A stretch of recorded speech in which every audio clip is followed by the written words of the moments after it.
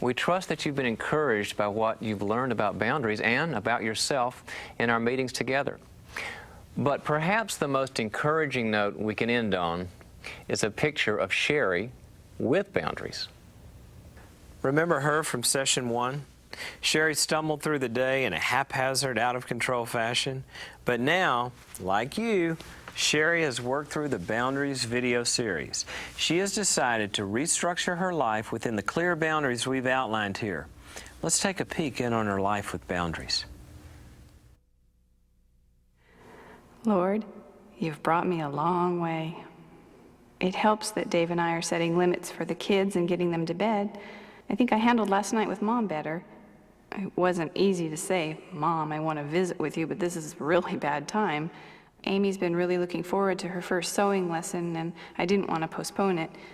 You could come in and watch if you'd like, or I could call you tomorrow and plan a time for us to get together. I could tell by her reaction that it wasn't easy for her to hear.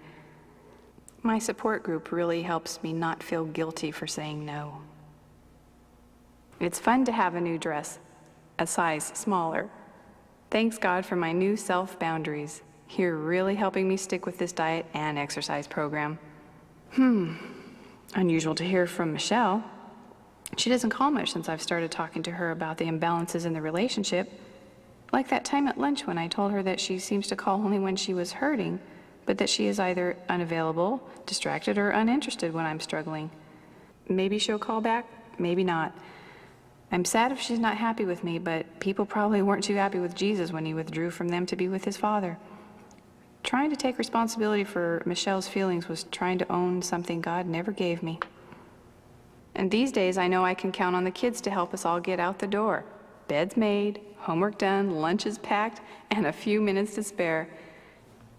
And dinner time is so much more enjoyable because it's not such a hectic pace leading up to it. You didn't call me. We can enjoy each other's company, talk. Lord God, thank you for the second chance. And thank you for the hope you gave me and for taking me along your path. As you've seen, Sherrie's day is now characterized by the freedom, self-control, and intimacy that result from a lifestyle based on a godly understanding of boundaries. Sherrie's example is not a fairy tale fantasy. It is a real life change that you can have and maybe are experiencing. Like Sherrie, you can learn to take ownership of your life. You can learn what things are your responsibility and what aren't. You can stop taking on problems that God never intended you to take on. You can learn to live by biblical boundaries and experience the relationships and achieve the purposes that God intends for you. It's our prayer that your biblical boundaries will lead you, as Sherrie's have led her, to a life of love, freedom, responsibility, and service.